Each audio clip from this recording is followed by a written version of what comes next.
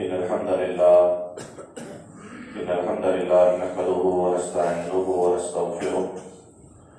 ونعوذ بالله من شرور أنفسنا ومن سيئات أعمالنا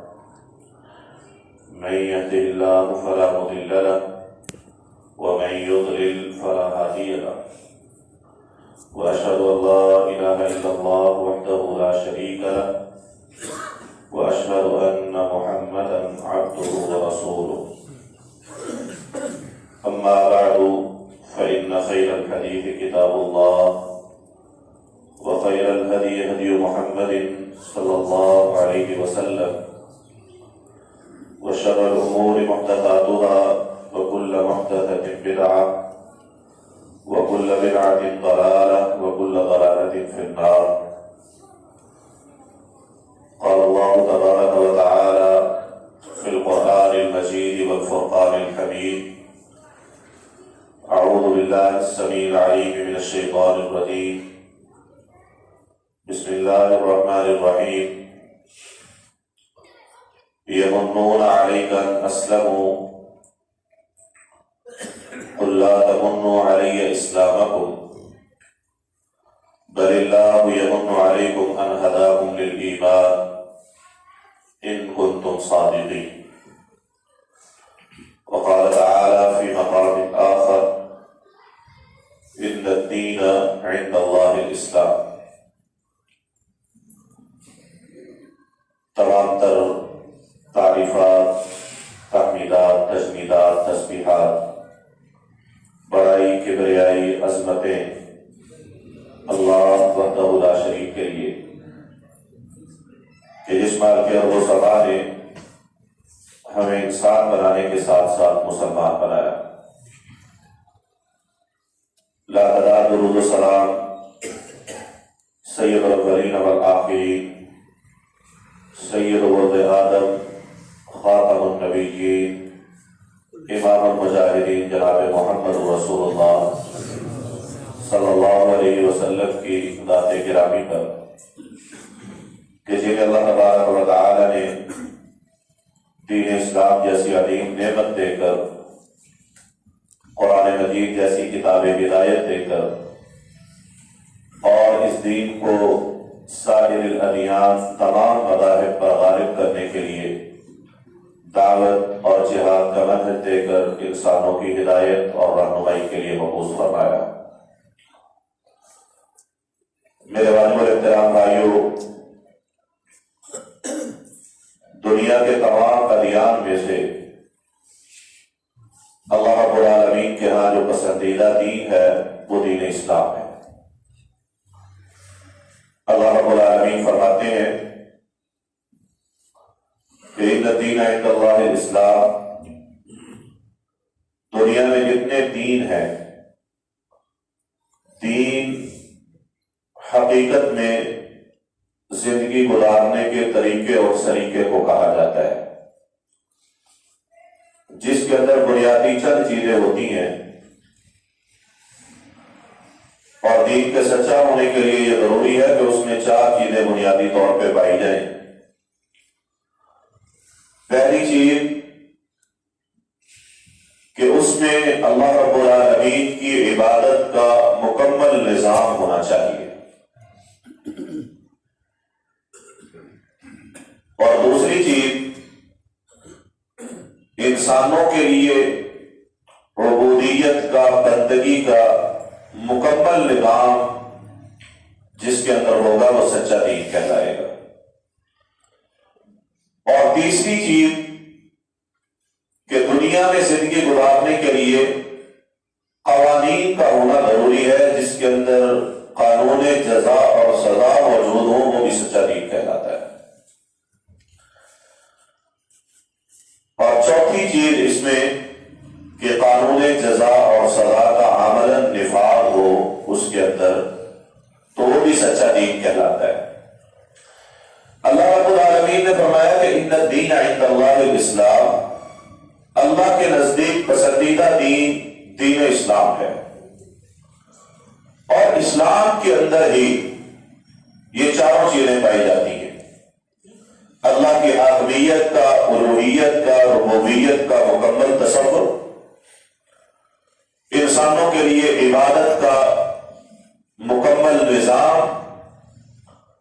قانون جزا اور سزا، اور ان کا عمل نفاذ۔ جبکہ بقیہ جتنے بھی ادیان ہیں ان میں آپ کو یہ چیزیں نظر نہیں آئیں گی۔ آپ عیسائیت کو لے لیں، یہودیت کو لے لیں، مجوسیت کو لے لیں، یا جتنے بھی زندگی گزارنے کے طریقے اور سلیقے ہیں آپ ان کو لیں، تو ان میں آپ کو یہ چیز نظر نہیں آئے گی۔ کہیں اللہ کی حاکمیت کا مکمل تصور نہیں، کہیں انسانوں کے لیے عبادت کا نظام نہیں، کہیں قانون جزا اور سزا نہیں، اور اگر وہ ہیں تو ان کے عمل نفاذ کا ان کے پاس کوئی راستہ نہیں ہے۔ یاد رکھا تو اس میں وہ ظلم کا شکار ہوئے۔ تو اللہ رب العالمین نے جو دین، سچا دین مسلمانوں کو عطا فرمایا، جو اللہ کا پسندیدہ دین اسلام قرار پایا، اس کے اندر یہ چاروں چیزیں بدرجہ اتم موجود ہیں کہ اس میں اللہ کی حاکمیت، انسانوں کے لیے بندگی، قانون جزا اور سزا اور ان کا عمل نفاذ، یہ اس دین کے اندر موجود ہے۔ لہذا اللہ رب العالمین نے فرمایا ان الدین عند اللہ الاسلام، دنیا کے تمام ادیان میں سے اللہ کے نزدیک اگر کوئی پسندیدہ دین ہے تو وہ دین اسلام ہے، اور یہ اس قدر اللہ کا پسندیدہ دین ہے۔ میں یہ بات ابتدا میں اس لیے عرض کر رہا ہوں کہ اہل توحید کو، اہل ایمان کو، اہل اسلام کو اس بات کا ادراک ہونا چاہیے کہ ہم مسلمان ہیں اور اللہ رب العالمین نے کتنے بڑے اعزاز سے ہمیں نوازا ہے، کتنی بڑی نعمت ہمیں عطا فرمائی ہے، اس کا ادراک ہونا چاہیے۔ تو یہ اس طرح اللہ کا پسندیدہ دین ہے کہ قیامت کے دن جب ساری انسانیت اللہ رب العالمین کے ہاں جمع ہوگی، یوم یحشر الناس جمیعا، اور ایک ایک اللہ کی گنتی اور شمار میں ہوگا، لقد احصاهم وعدهم عدا، اور اس دن ساری دنیا کے انسان اکیلے تنہا اللہ کی عدالت میں کھڑے ہوں گے۔ تحشرون عراتا حفاتا غرلا، تم ننگے پاؤں، ننگے بدن، تنے تنہا اکیلے اللہ کی عدالت میں کھڑے کیے جاؤ گے۔ وَلَقَدْ جِئْتُمُونَا فُرَادَىٰ كَمَا خَلَقْنَاكُمْ أَوَّلَ مَرَّةٍ،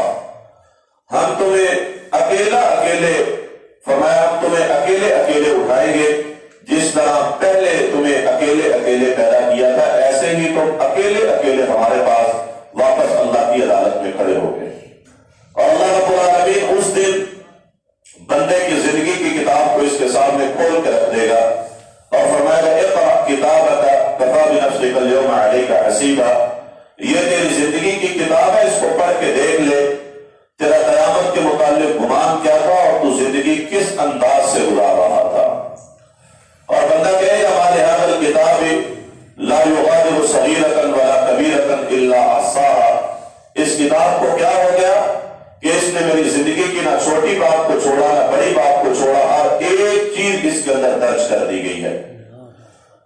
اور صحیح مسلم کی روایت کے مطابق سورج 1 میل کے فاصلے پر زمین تانبے کی شکل اختیار کر چکی،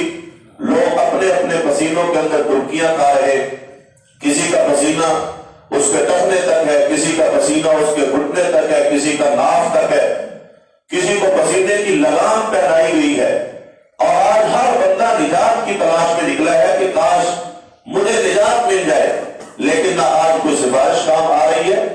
نہ آج مال و دولت کام آ رہا ہے، نہ رشتہ داری، نہ عزیز و اقارب، کوئی بندہ آج پوچھنے کے لیے تیار نہیں ہے۔ اللہ فرماتا ہے لا یسأل حمیم حمیما،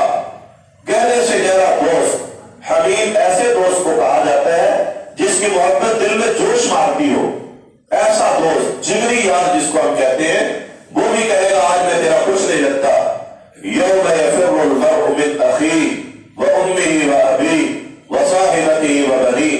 لکل امرئ منہم یومئذ شأن یغنیہ، آج باپ چھوڑ گئے، اولادیں چھوڑ گئی، بیویاں چھوڑ گئی، رشتہ دار، عزیز و اقارب سارے چھوڑ گئے، جن کے لیے دنیا میں جیتا تھا، جن کے لیے دنیا میں کماتا تھا، جن کے لیے اپنی دنیا بنانے اور دنیا کمانے میں اس نے زندگیاں صرف کر دی، جن کے لیے جوانیاں لگا دی، جن کے لیے محنتیں اور مشقتیں کرتا رہا، جن کے لیے دل اور رات ایک کر دیے کہ میری اولاد کے لیے، میرے والدین کے لیے، میرے رشتہ داروں کے لیے میں اپنا کچھ بنا کے چلا جاؤں، جن کے لیے جائیدادیں بناتا رہا، جن کے لیے دنیا کی آسائشات کو اکٹھا کرتا رہا، جن کے ساتھ کھڑا ہوتا تھا، جو دنیا میں کاندھے کے ساتھ کاندھا ملا کے کھڑے تھے، ہر تکلیف میں، ہر مصیبت میں، ہر پریشانی میں ساتھ کھڑے تھے، لیکن قیامت کا دن ہے اکیلا کھڑا ہے اور اللہ رب العالمین کی عدالت میں کھڑا ہے۔ اور آج باپ بھی چھوڑ گئے، اولادیں بھی چھوڑ گئی، والدین چھوڑ گئے، رشتہ دار عزیز و اقارب چھوڑ گئے، چھوڑنا تو دور کی بات ہے، اگلا مرحلہ ہوگا یود المجرم لو یفتدی من عذاب یومئذ ببنیہ۔ آج مجرم کی یہ خواہش اور تمنا ہے، وہ یہ چاہ رہا ہے کہ میری جگہ میری اولاد کو پکڑ لیا جائے، میرے والدین کو پکڑ لیا جائے، میرے عزیز و اقارب کو آج پکڑ لیا جائے، لیکن آج مجھے نجات مل جائے۔ اور دنیا میں جن کی تکلیف پہ جان نکل جایا کرتی تھی، جن کے لیے جان دینے کے لیے تیار ہوتا تھا، آج کہتے ہیں سب کو پکڑ کے اللہ کی جہنم کے اندر ڈال دو، لیکن آج مجھے چھوڑ دو، کوئی پوچھنے والا نہیں ہے۔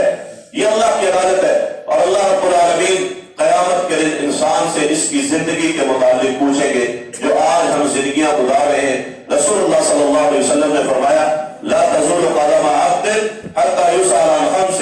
فرمایا تب تک بندہ قیامت کے دن اپنی جگہ سے قدم نہیں ہلا سکے گا۔ تصور کیجئے سورج 1 میل کے فاصلے پر ہو، آج کروڑوں میل کے فاصلے پر ہے، اور پاکستان میں کہتے ہیں سب سے زیادہ گرمی جنوبی پنجاب میں ہوتی ہے، آپ کے ان علاقوں میں گرمی پڑتی ہے، آج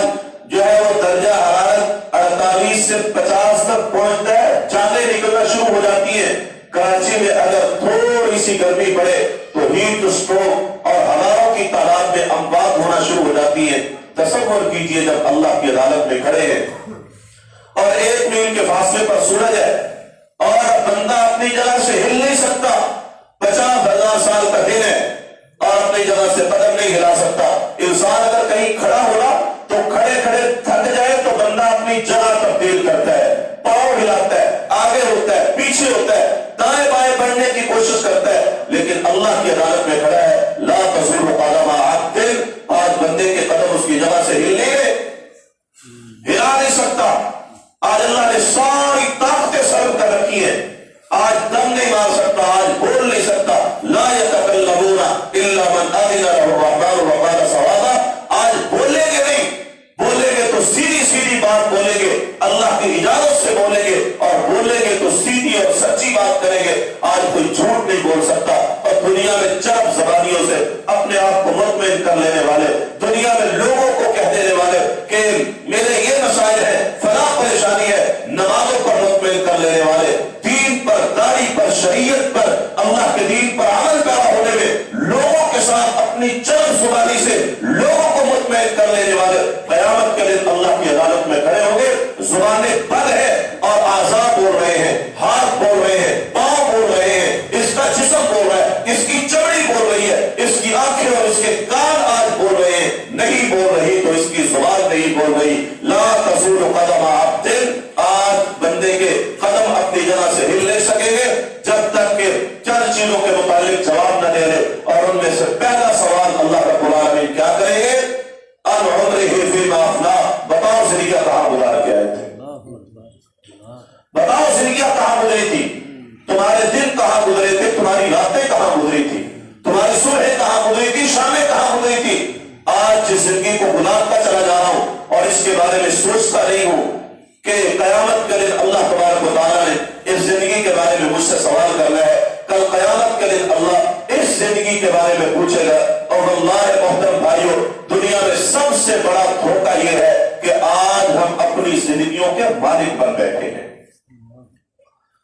اس زندگی کو اپنی ملکیت سمجھتے ہیں، جبکہ حقیقت یہ ہے کہ یہ زندگی میری اور آپ کی ملکیت نہیں ہے۔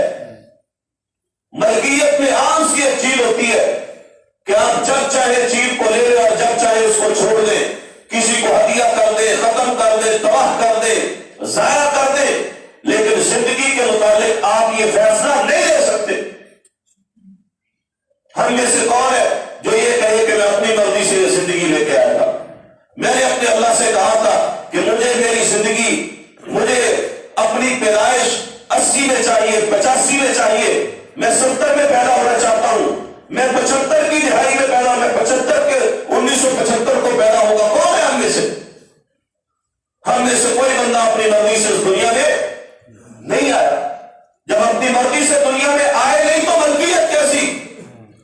اور اپنی مرضی سے اس دنیا سے نہیں جا سکتے۔ خودکشی کو اللہ کی شریعت نے حرام قرار دیا۔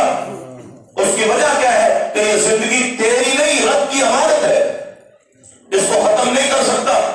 بھائی میں زندگی کا مالک ہوں، میں اس زندگی سے تنگ آ گیا ہوں، پریشان ہوں، بیماریوں نے آ گھیرا، مصیبتیں اور پریشانیاں، تنگ دستیاں، فقر و فاقہ کی زندگی، میں اب اس سے جان چھڑانا چاہتا ہوں، پر جان چھڑا نہیں سکتا، اس زندگی کو ختم نہیں کر سکتا۔ کیوں؟ یہ میری ملکیت ہے۔ جب اللہ چاہے گا تب یہ زندگی ختم ہوگی۔ جب نہ لینے میں اپنی مرضی شامل ہے نہ دینے میں اپنی مرضی شامل ہے تو پھر زندگی کی ملکیت کیسی؟ پھر آج نصیحتوں پر یہ بات کیوں ہے کہ یہ میری زندگی ہے، میں جس طرح سے چاہوں گزاروں، میں اللہ کے دین پر عمل کروں یا نہ کروں، میں 5 وقت کی نماز پڑھوں یا نہ پڑھوں، میں اپنی خوشیوں اور غمیوں میں اللہ کے دین کا لحاظ رکھوں یا نہ رکھوں، یہ میری مرضی ہے، میری زندگی ہے۔ آج کا نوجوان اپنے دیندار بوڑھے باپ کو یہ کہہ کر کے لاجواب کر دیتا ہے، بجان میری زندگی ہے، میں اس کو جیسے چاہوں گا گزاروں گا، میری زندگی میں کوئی دخل اندازی نہیں کر سکتا، آپ انٹرفیئر نہیں کریں گے، یہ میری زندگی ہے، جیسے میں چاہوں گا گزاروں گا۔ اور تیری زندگی ہوتی تو قیامت کے دن بہت سوال کیوں کرتا؟ قیامت کے دن اللہ پوچھے گا اب عمرہ فیما افنا، بتاؤ یہ زندگیاں کہاں گزری، زندگی کہاں گزار کیا ہے؟ دوسرا سوال عن شبابہ فیما افنا، جوانیاں کہاں گزار کیا ہے؟ تیسرا سوال مال کہاں سے کمایا؟ چوتھا سوال مال کہاں پہ خرچ کیا؟ پانچواں سوال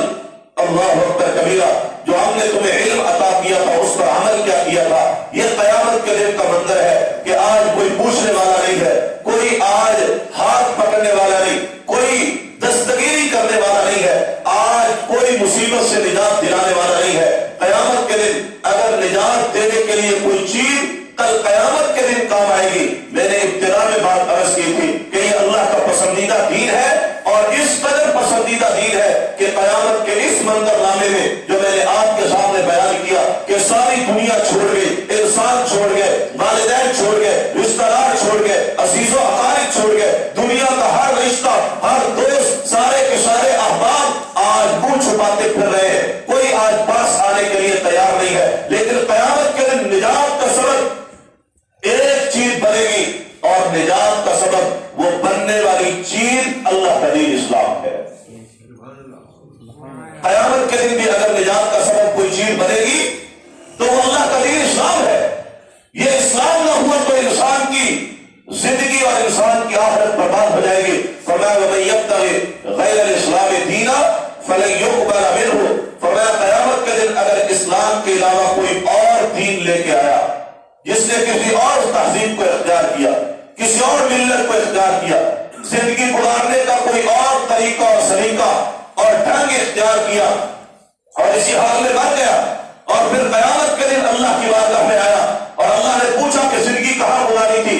اور یہ اس نے کہا کہ آباء و اجداد کے طریقے پر گزاری تھی، بزرگوں کی باتوں پر گزاری تھی، رشتہ داروں کی خواہشات پر گزاری تھی، بیوی بچوں کے تقاضوں اور ان کی خواہشات پر گزاری تھی، سوسائٹی کے تقاضوں کو دیکھتا رہا تھا، میں اپنے علاقے اور اپنے محلے میں اور اپنے شہر میں دیکھتا تھا کہ لوگ زندگی کیسے گزارتے ہیں، میں پاکستان کا ماحول دیکھتا تھا، پاکستان میں ماحول کیا چلتا ہے، میں مغرب کو دیکھتا تھا، یورپ کو دیکھتا تھا، اغیار کی نقالی کرتا تھا، دنیا میں جدت اور ماڈرن بننے کے چکر میں نے دنیا کو دیکھا اور دنیا کے پیچھے چلتا چلا گیا۔ فرمایا وَمَن يَبْتَغِ غَيْرَ الْإِسْلَامِ دِينًا، قیامت کے دن اگر اسلام کے علاوہ کسی اور ضابطہ حیات کو، سلیقہ زندگی کو لے کر گیا، اللہ ہرگز قبول نہیں کریں گے۔ وَهُوَ فِي الْآخِرَةِ مِنَ الْخَاسِرِينَ، قیامت کے دن گھاٹا اور خسارہ اس کا مقدر بنے گا۔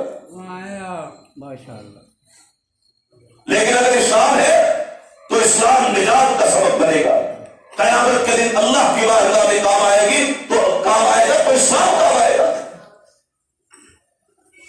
یاد رکھیں میرے محترم بھائیوں،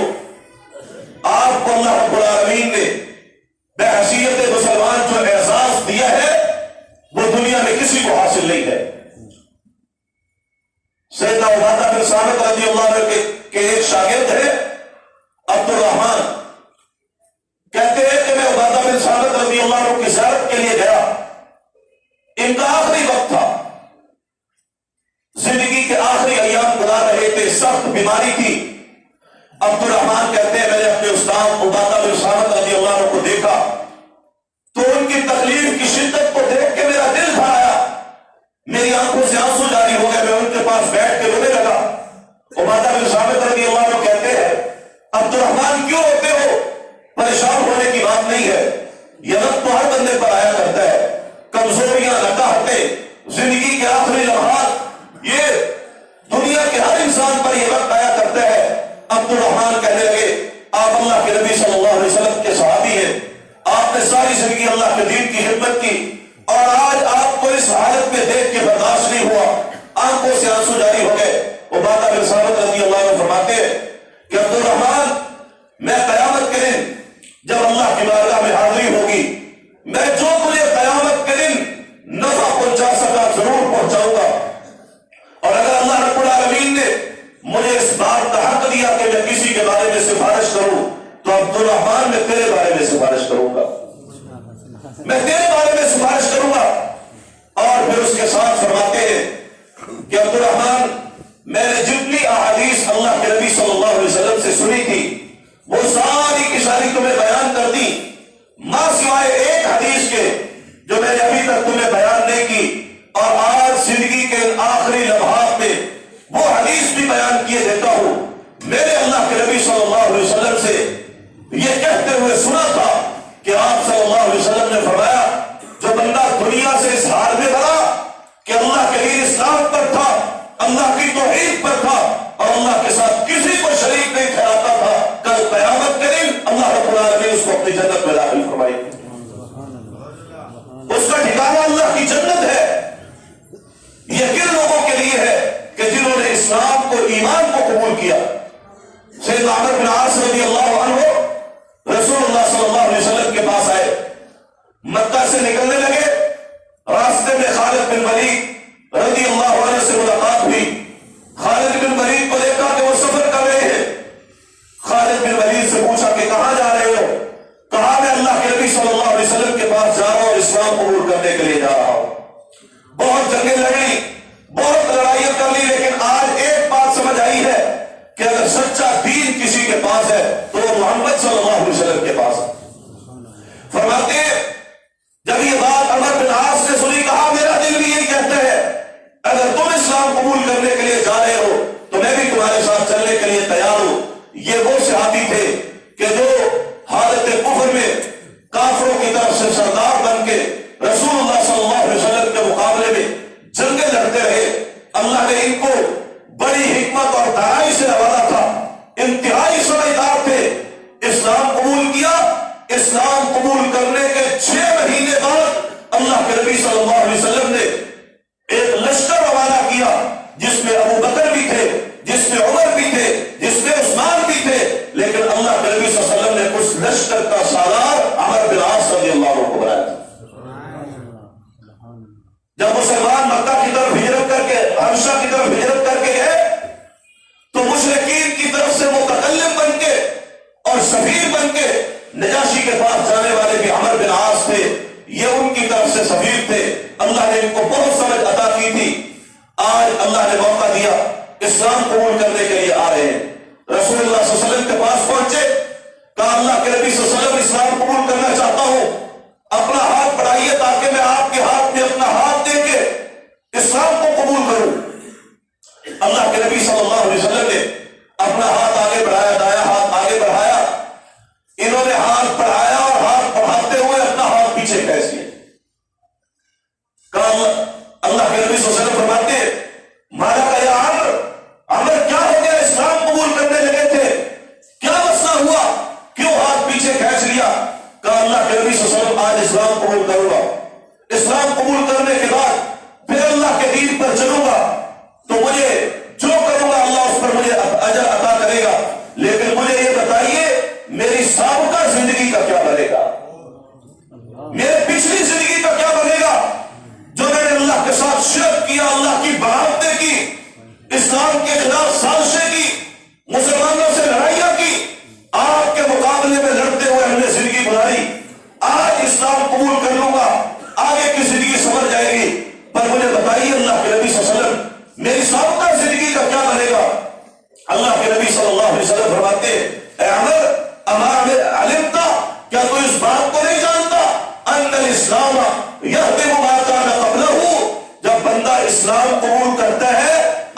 اس کے سابقہ سارے گناہوں کو معاف کر دیتا ہے۔ یہ اسلام کی برکت ہے، یہ مسلمان ہونے کی برکت ہے کہ انسان کی زندگی میں کوئی گناہ باقی نہیں رہتے۔ اللہ پچھلے گناہوں کی عبادت کو منہدم کر دیتا ہے اسلام کی بدولت۔ مسند احمد میں ایک روایت ہے، رسول اللہ صلی اللہ علیہ وسلم اپنے ساتھیوں کے ساتھ موجود تھے، ایک بوڑھا آدمی آیا اور لاٹھی ٹیک ٹیک کے چل رہا تھا، کمر جھکی ہوئی ہے، نظر کمزور ہے، چل نہیں پا رہا۔ اللہ کے نبی صلی اللہ علیہ وسلم کے پاس آیا، آپ سے ملاقات کرنے کے بعد کہتا ہے اللہ کے نبی صلی اللہ علیہ وسلم ان لی غدرات و فجرات، اللہ کے نبی میری زندگی میں بہت سارے گناہ ہیں اور اللہ کے دین کے ساتھ بے وفائی ہے، میرے اللہ کے ساتھ، اس کے رسول کے ساتھ، اس کے دین کے ساتھ بے وفائیاں کرتے ہوئے زندگی گزاری، میری زندگی گناہوں سے عبی ہوئی۔ اور طبرانی کی روایت میں آتا ہے کہ اس نے یہ کہا اللہ کے نبی شاید میرے اتنے گناہ ہیں کہ جتنا آسمان اور زمین کے درمیان خلا ہے یہ میرے گناہوں سے بھر سکتا ہے، میرے پاس اتنے گناہ ہیں۔ اللہ کے پیغمبر صلی اللہ علیہ وسلم فرماتے ہیں الست تشہد ان لا الہ الا اللہ، کیا تو اس بات کی گواہی نہیں دیتا کہ اللہ کے علاوہ کوئی معبود برحق نہیں؟ وہ کہنے لگا اللہ کے نبی صلی اللہ علیہ وسلم میں اس بات کی بھی گواہی دیتا ہوں کہ اللہ کے علاوہ کوئی معبود برحق نہیں، اور محمد صلی اللہ علیہ وسلم آپ اللہ کے رسول ہیں، میں اس بات کی بھی گواہی دیتا ہوں۔ اللہ کے نبی صلی اللہ علیہ وسلم فرماتے اگر تو یہ بات کہتا ہے کہ اللہ کے علاوہ کوئی معبود برحق نہیں اور محمد صلی اللہ علیہ وسلم اللہ کے رسول ہے، اللہ نے تیرے سارے گناہوں کو اور تیری ساری کی ساری بے وفائیوں کو معاف کر دیا ہے، تیرے سارے گناہ اللہ نے معاف کر دیے۔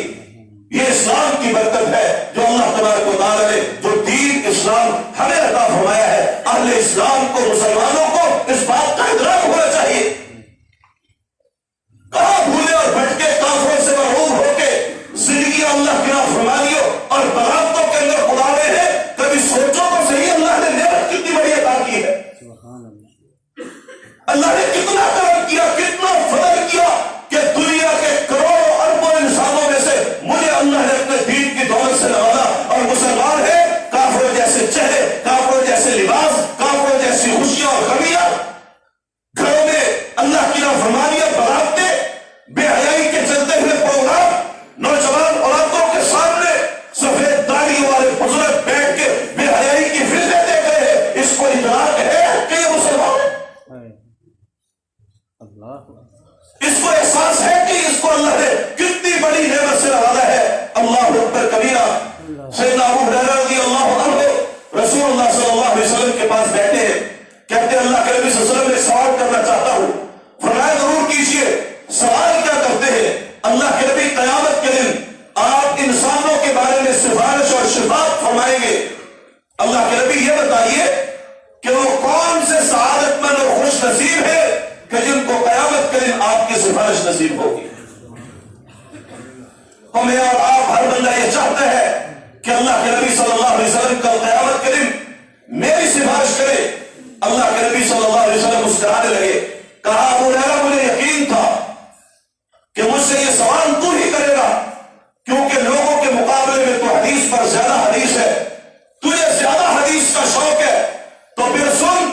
ارشاد الناس بالشفاعۃ یوم القیامہ، قیامت کے دن میری سفارش کے مستحق وہ سعادت مند اور خوش نصیب ہوں گے کہ جنہوں نے زندگی اللہ کے دین اسلام توحید پر گزاری اور انہوں نے کبھی اللہ کے ساتھ شرک نہیں کیا۔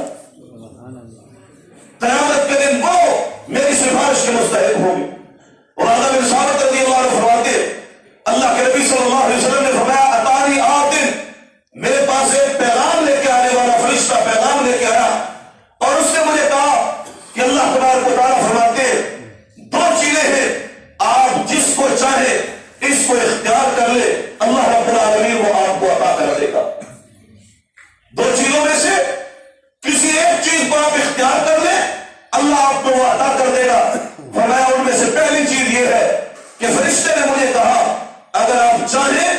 تو اپنی آدھی امت کو کی سفارش، آپ اپنی آدھی امت کو قیامت کے دن اللہ سے بخشوا کے جنت میں لے جائے، آدھی کو اللہ جنت دے دے گا اور آدھی امت کو اللہ جہنم میں ڈال دے گا۔ اگر آپ چاہیں تو یہ آپشن رکھ سکتے ہیں. فرمایا دوسرا آپشن یہ دیا کہ اور اگر آپ چاہیں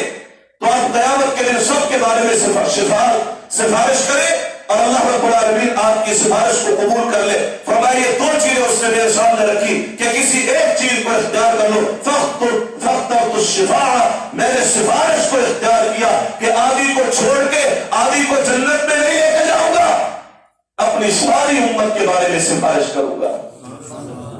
اللہ اکبر. اپنے ایک امتی کے بارے میں سفارش کروں گا. اللہ اکبر کبیرہ. اور جس نبی نے اپنی سہولت کو چھوڑ کے سفارش کو اختیار کیا، آج اس نبی کے ساتھ میرا تعلق کیا ہے؟ اس نبی سے میرا تعلق کیا ہے؟ اس کی سنتوں کے ساتھ میرا سلوک کیا ہے؟ آج اس کے طریقے کے ساتھ میری محبت کتنی ہے؟ اللہ اکبر کبیرہ. صحیح مسلم میں روایت ہے، اللہ کے نبی صلی اللہ علیہ وسلم نے سیدنا ابراہیم علیہ السلام کا قول پڑھا قرآن مجید میں، سیدنا عیسیٰ علیہ السلام کی بات کو پڑھا تو پھر اس کے بعد رونے لگے. اللہ اکبر. اللہ رب العالمین نے جبریل علیہ السلام کو بھیجا کہ جاؤ جا کر کے میرے پیغمبر سے پوچھو کہ آج آپ کی آنکھوں سے آنسو کیوں جاری ہے، آپ کیوں تڑپ رہے ہیں، آپ کیوں رو رہے ہیں، آپ کا غم کیا ہے، آپ کی پریشانی کیا ہے، باوجود اس کے کہ اللہ جانتے ہیں کہ میرے نبی کو کیا پریشانی لاحق ہے. جبریل علیہ السلام آئے، آ کر کے پوچھا اللہ کے نبی صلی اللہ علیہ وسلم. اللہ پوچھتے ہیں کہ آپ کیوں رو رہے ہیں، اللہ سوال کرتے ہیں کہ آپ کیوں رو رہے ہیں. اللہ کے نبی صلی اللہ علیہ وسلم فرماتے ہیں آج اس بات سے پریشان ہوں اور آج اس وجہ سے رو رہا ہوں کہ قیامت کے دن میری امت کا کیا بنے گا، قیامت کے دن میری امت کس حال میں ہوگی، میری امت کا قیامت کے دن کیا بنے گا. جبریل علیہ السلام اللہ کے پاس جاتے ہیں اور جا کر کے بتاتے ہیں کہ پیغمبر علیہ السلام کا رونا اس وجہ سے ہے کہ آپ اپنی امت کے بارے میں پریشان ہیں کہ امت کا کیا بنے گا. اللہ رب العالمین جاننے کے باوجود، علم رکھنے کے باوجود فرماتے ہیں جاؤ جبریل میرے نبی سے جا کر کے کہہ دو سنردیک فی امتک ولا نسوک. اے میرے پیغمبر پریشان ہونے کی بات نہیں، عنقریب آپ کی امت کے بارے میں ہم آپ کو راضی کر دیں گے، آپ کو آپ کی امت کے بارے میں ہم تکلیف میں نہیں ڈالیں گے. فرمایا فاخترت الشفاعہ، میں نے سفارش کو قبول کیا، میں نے سفارش کے اختیار کو اختیار کر لیا کہ قیامت کے دن مجھے سفارش کرنے کا حق دیا جائے. اور میری یہ سفارش اس بندے کے لیے ہوگی کہ جس نے جو اس حال میں فوت ہوا کہ وہ اللہ کی توحید پر تھا اور اللہ کے ساتھ کسی کو شریک نہیں ٹھہراتا. اور یہ تو رسول اللہ صلی اللہ علیہ وسلم کی سفارش ہے نا. اللہ اکبر. ہم جب جنازہ پڑھنے جاتے ہیں ہمارے علماء جنازے سے پہلے بحث کرتے ہیں، اس میں ایک حدیث بیان کرتے ہیں کہ 40 لوگ اہل توحید اہل اسلام اگر آج جنازے پر ہے اور اللہ کے سامنے سفارش کرے تو اللہ ان کی سفارش کو رد نہیں کرتا. وہ اپنا مقام پہچانیے کہ اللہ نے آپ کو کتنا بڑا مقام عطا فرمایا.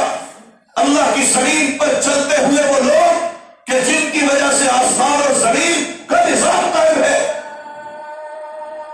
آسمان اور زمین کا نظام قائم ہے، تو ان لوگوں کی وجہ سے کہ جو آج اللہ کی توحید پر اللہ کے دین اسلام پر زندگی گزارتے ہیں. امام ابن قیم رحمہ اللہ نے زاد المعاد میں جو بات ارشاد فرمائی کہ ہی کلمۃ قامت بها الارض والسماوات، فرمایا یہ وہ کلمہ ہے جو آپ نے اختیار کیا ہے جس کی وجہ سے آسمان اور زمین کا نظام قائم ہے. آسمان اور زمین کا نظام اگر قائم ہے تو اہل اسلام اور مسلمانوں کی وجہ سے ہے. لیکن مسلمانوں کو دیکھنا چاہیے کہ ان کا اللہ کے دین اسلام کے ساتھ تعلق کیسا ہے. یہ اللہ کا پسندیدہ دین ہے اور اللہ رب العالمین ایمان والوں کو اس بات کا حکم دیتے ہیں، وہ ایمان والے جن کی وجہ سے آسمان اور زمین کا نظام قائم ہے، جن کو اللہ میدانوں میں کامیابی عطا کرتا ہے. ولا تهنوا ولا تحزنوا وانتم الاعلون ان كنتم مؤمنين، جن کو قیامت کے اللہ کے پیغمبر صلی اللہ علیہ وسلم کی سفارش نصیب ہوگی، جو میدانوں میں دنیا میں کامیاب ہے، میدان محشر میں کامیاب ہے، قیامت کے دن اللہ کے عرش کے سائے کے نیچے ہوں گے، نور کے منبروں پر ہوں گے، جنت میں رسول اللہ صلی اللہ علیہ وسلم کے ساتھی اور پڑوسی ہوں گے. اللہ اکبر کبیرہ. ان ایمان والوں کو اللہ کہتا ہے ادخلوا فی السلم کافہ، اے ایمان والے پورے کے پورے اسلام کے اندر داخل ہو جاؤ،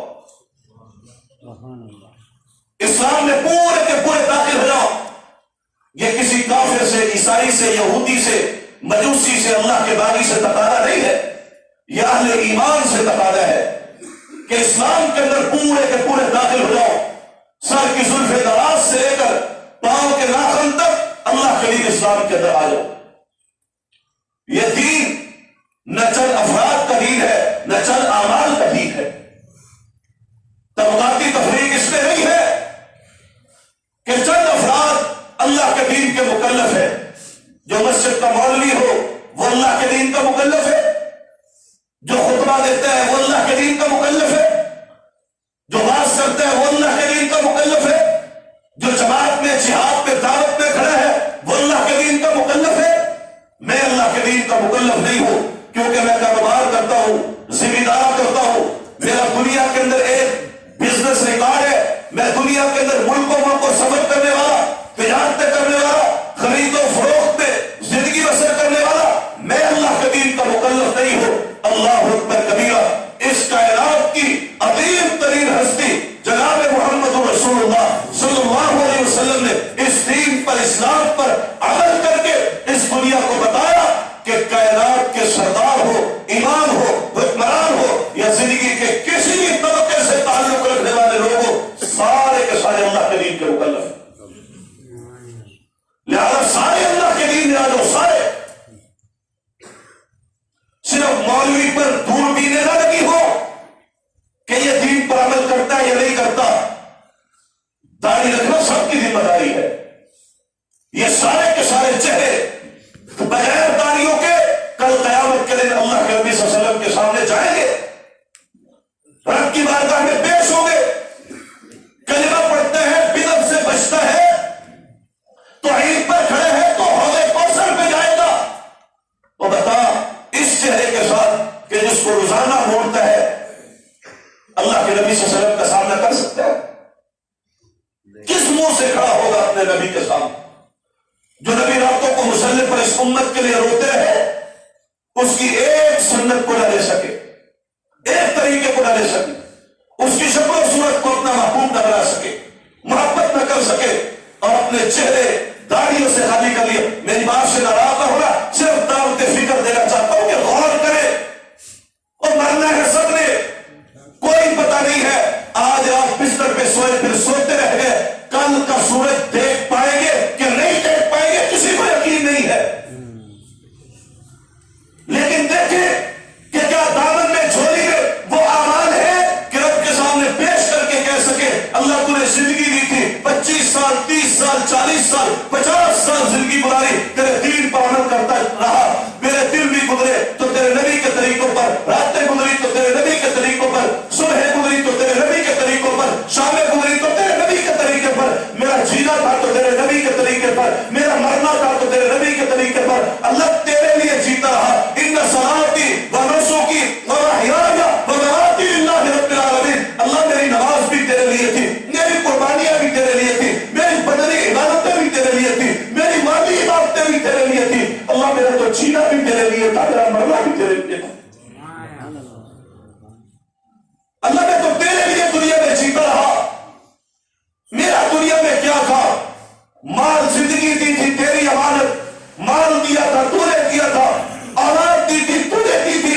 گھر دیا تھا تو نے دیا تھا۔ اللہ جتنی نعمتیں میرے ارد گرد کی تھی وہ ساری کی ساری تیری دی ہوئی تھی، میں ان نعمتوں میں کبھی غافل نہیں ہوا، میں ان نعمتوں کو اپنی زندگی کی مجبوری نہیں بنایا،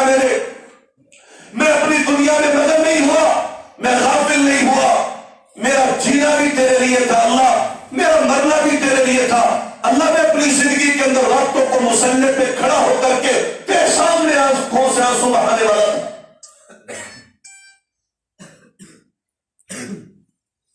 چند افراد کا دین نہیں ہے کہ میں مکلف نہیں ہوں اللہ کے دین کا۔ ہاں ایک بات عرض کرتا ہوں،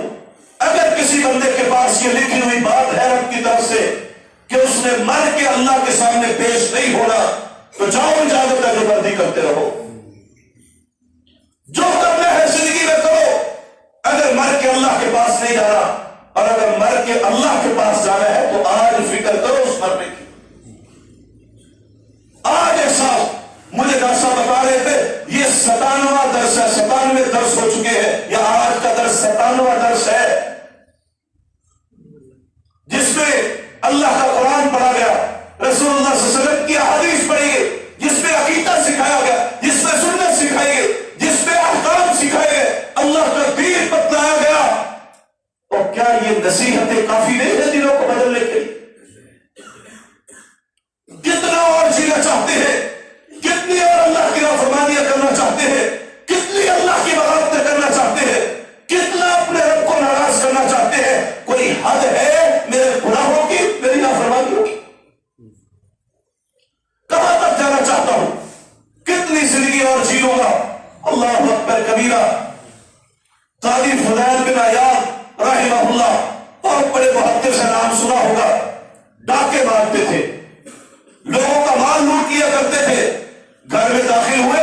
چوری کی نیت سے کہ یہاں آج ڈاکہ ڈالوں گا، چوری کروں گا، اور وہ قاضی فضیل بن عیاض کے قافلے جس کا تذکرہ اپنے مجلسوں میں کرتے تھے کہ اگر اپنے آپ کو بچانا ہے، مال کو بچانا ہے تو فضیل بن عیاض سے اپنے آپ کو بچا لینا۔ گھر میں داخل ہوئے، گھر کا نقی اللہ کے سامنے کھڑا تھا اور تہجد میں قرآن پڑھ رہا تھا، قرآن کی آیات کانوں پہ پڑی، الفاظ یہ کانوں پہ پڑے، أَلَمْ يَعْنِ لِلَّذِينَ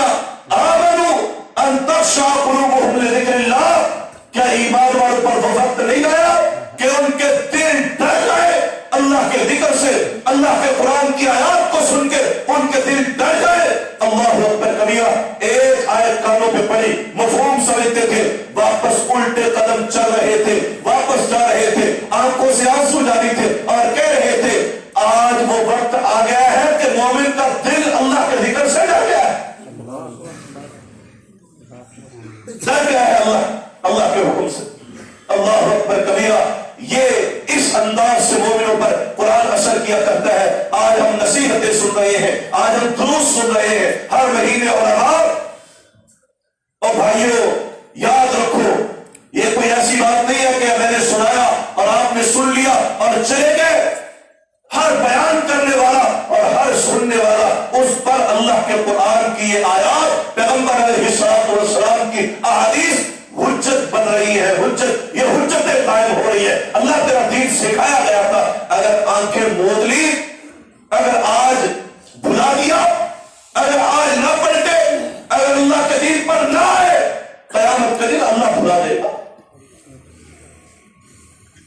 کیا کہا اللہ نے اپنے قرآن میں؟ وَمَنْ أَعْرَضَ عَنْ ذِكْرِي فَإِنَّ لَهُ مَعِيشَةً ضَنكًا، اور جس نے میرے ذکر سے اعراض کیا ہم اس کی معیشت کو، زندگی کو تباہ کر دیں گے۔ وَنَحْشُرُهُ يَوْمَ الْقِيَامَةِ أَعْمَىٰ، قیامت کے دن ہم اس کو اندھا کر کے اٹھائیں گے، کہے گا رَبِّ لِمَ حَشَرْتَنِي أَعْمَىٰ وَقَدْ كُنتُ بَصِيرًا، اللہ دنیا میں تو کوئی چشمہ بھی نہ لگا تھا، اینک بھی نہ لگی تھی، آنکھیں بہت تیز تھی، ہر ایک چیز دیکھ لیا کرتا تھا، یہ سانپوں کی آنکھوں والا قیامت کے دن کہے گا اللہ میں تو دیکھا کرتا تھا، تو نے مجھے اندھا کیوں اٹھایا؟ اللہ فرمائے گے کذالک اتتک آیاتنا فنسیتها، اور تیرے اوپر بھی تو رب کے قرآن کی آیتیں پڑھی گئی تھی نا، اور قرآن سنایا گیا تھا، درس ہوئے تھے، بات کی مجلسیں لگی تھی، پیغمبر کی سنتیں، احادیث، ذکر، نصیحت پڑھ پڑھ کے سنایا گیا تھا، پر تو نے بھی کو بھلا دیا تھا، آج تیرے رب نے تجھے بھلا دیا ہے۔ آؤ اللہ کے لیے پلٹ آئے، ادخلوا فی السلم کافہ، فرمایا پورے کے پورے اسلام میں داخل ہو جاؤ۔ یہ چند افراد کا دین نہیں ہے اور نہ ہی چند اعمال کا دین ہے، بلکہ